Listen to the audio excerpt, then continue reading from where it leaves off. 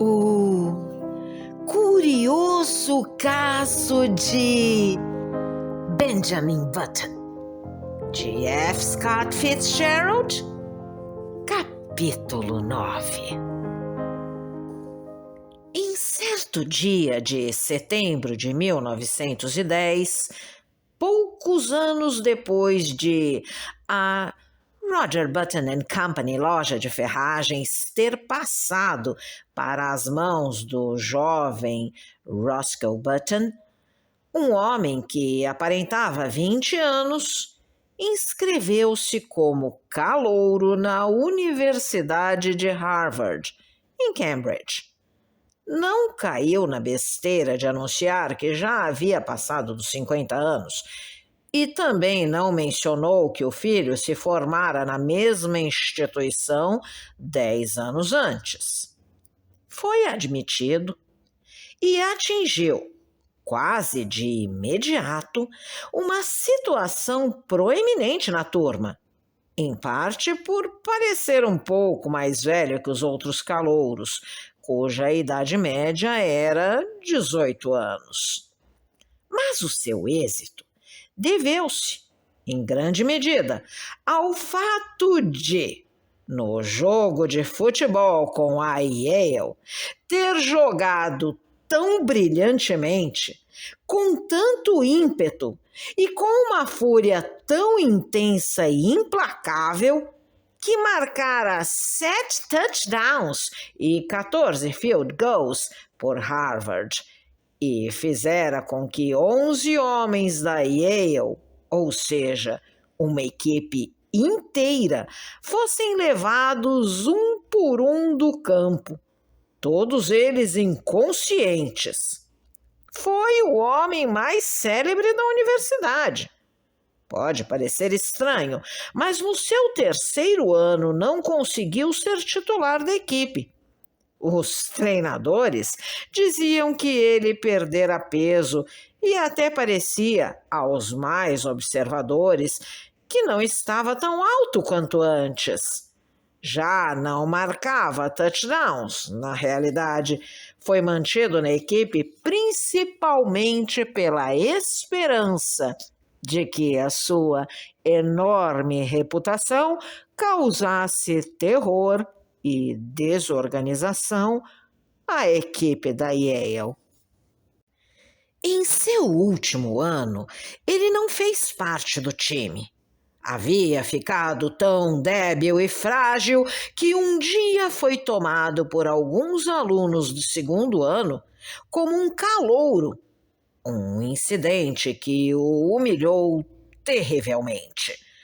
Ele se tornou conhecido como uma espécie de prodígio, um veterano que certamente não tinha mais de 16 anos e muitas vezes ficava chocado com os prazeres mundanos de alguns de seus colegas de classe. Seus estudos pareciam ficar mais difíceis. Achava que eram muito avançados. Ele tinha ouvido seus colegas falar de St. Midas, uma famosa escola preparatória na qual tantos deles estudaram para a faculdade, e decidiu que, depois de sua formatura, ingressaria ele mesmo em St. Midas, onde a vida protegida entre meninos de seu próprio tamanho seria mais adequada para ele. Depois da formatura, em 1914, ele voltou para casa em Baltimore com o diploma de Harvard no bolso. Hildegard agora morava na Itália, então Benjamin foi morar com o filho, Roscoe. Mas embora ele fosse bem-vindo de maneira geral, obviamente não havia cordialidade no sentimento de Roscoe em relação a ele. Havia até mesmo uma tendência perceptível da parte do filho de pensar que Benjamin, enquanto andava de bicicleta pela casa no auge da adolescência, estava atrapalhando um bocado. Roscoe agora estava casado e era um proeminente cidadão na vida de Baltimore. Ele não queria que nenhum escândalo em sua família abalasse os alicerces que construíra. Benjamin, não mais persona grata entre as debutantes e os jovens universitários, viu-se muito sozinho. Exceto pela companhia de 3 ou 4 meninos de 15 anos da vizinhança. Sua ideia de ir para a escola St. Midas voltou a martelar sua cabeça. Vamos, disse ele a Roscoe certo dia. Eu já disse várias vezes que quero ir para a escola preparatória. Bem, então vá, respondeu Roscoe brevemente. O assunto era desagradável para ele e desejava evitar uma discussão. Não posso ir sozinho, disse Benjamin, sentindo-se desamparado. Você vai ter de me matricular e me levar até lá. Não tenho tempo, declarou Roscoe abruptamente. Seus olhos se estreitaram e ele olhou inquieto para o pai. Na verdade, ele acrescentou, é melhor você não continuar com esse negócio por muito mais tempo. É melhor você parar. É melhor. Ele fez uma pausa e seu rosto ficou vermelho enquanto procurava as palavras. É melhor você virar e voltar para o outro lado. Isso foi longe demais para ser uma piada. Não é mais engraçado. Você... Comporte-se! Benjamin olhou para ele à beira das lágrimas. E outra coisa, continuou Roscoe. Quando houver visitas na casa, quero que você me chame de tio, e não de Roscoe, mas de tio. Entendeu? Parece absurdo para um menino de 15 anos me chamar pelo meu primeiro nome. Talvez seja melhor você me chamar de tio o tempo todo, para se acostumar com isso. Com um olhar severo para o pai, Roscoe afastou-se. Capítulo 10. Ao término da entrevista, Benjamin vagou tristemente escada acima e se olhou no espelho. Fazia 3 meses que não se barbeava, mas não conseguiu encontrar nada no rosto, a não ser uma leve penugem com a qual parecia desnecessário se intrometer. Quando voltou de Harvard pela primeira vez, Roscoe o abordou com a proposta de que ele usasse óculos e imitações de suíças coladas nas faces. E apareceu por um momento que a farsa de seus primeiros anos se repetiria. Mas as suíças coçavam e o deixavam envergonhado. Ele chorou. E Roscoe cedeu com relutância. Benjamin abriu um livro de histórias de meninos, Os Escoteiros da Baía de Bimini, e começou a ler. Mas ele se pegou pensando persistentemente sobre a guerra. A América havia aderido à causa aliada durante o mês anterior, e Benjamin queria se alistar, mas, infelizmente, 16 anos era a idade mínima e ele não parecia tão velho. Sua verdadeira idade, que era de 57 anos, o teria desqualificado de qualquer maneira. Bateram à sua porta. E o mordomo apareceu com uma carta com um grande selo oficial no canto e endereçada ao senhor Benjamin Button. Benjamin abriu a carta ansiosamente e leu-a com prazer. Informava-o de que muitos oficiais da reserva que haviam servido na Guerra Hispano-Americana estavam sendo chamados de volta ao serviço com uma patente mais elevada, e dentro estava a sua convocação como Brigadeiro-General do Exército dos Estados Unidos, com ordens de se apresentar imediatamente. Benjamin saltou de pé, tremendo de entusiasmo. Isso era o que ele queria. Pegou o boné e 10 minutos depois entrou em uma grande alfaiataria na rua Charles e pediu, com sua voz aguda e hesitante, que lhe fizessem um uniforme. "Quer brincar de soldado, filho?" perguntou o balconista casualmente.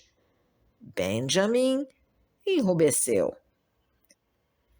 "Vamos, não importa o que eu quero", respondeu com raiva.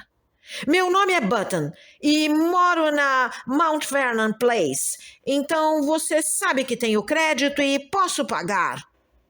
"Bem", admitiu o balconista hesitante, "se você não tiver condições de pagar, acho que seu pai tem." O alfaiate tirou as medidas de Benjamin e 1 semana depois seu uniforme estava pronto. Ele teve dificuldade em obter a insígnia de general adequada porque o negociante insistia com Benjamin que um belo distintivo da YWCA teria a mesma aparência e seria muito mais divertido de brincar. Sem dizer nada a Roscoe, ele saiu de casa uma noite e seguiu de trem para o campo Mosby, na Carolina do Sul, onde comandaria uma brigada de infantaria. Em um dia abafado de abril, ele se aproximou da entrada do acampamento, pegou o táxi que o levara da estação e dirigiu-se à sentinela de guarda. "Pegue alguém para cuidar da minha bagagem", disse altivamente.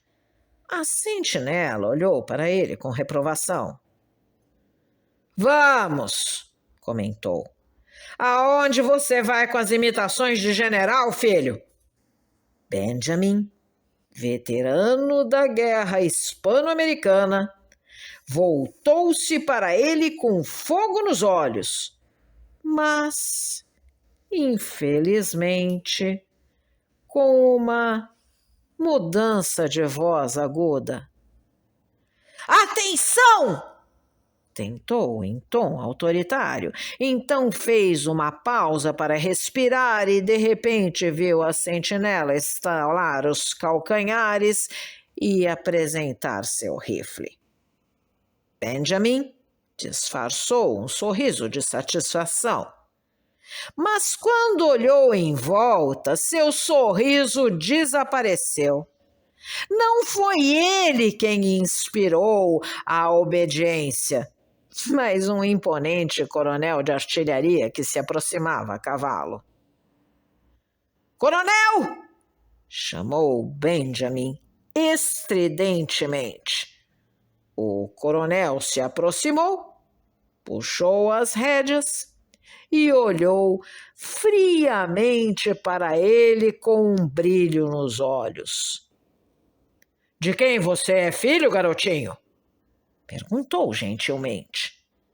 "Eu logo vou lhe mostrar quem sou", respondeu Benjamin com um tom feroz na voz.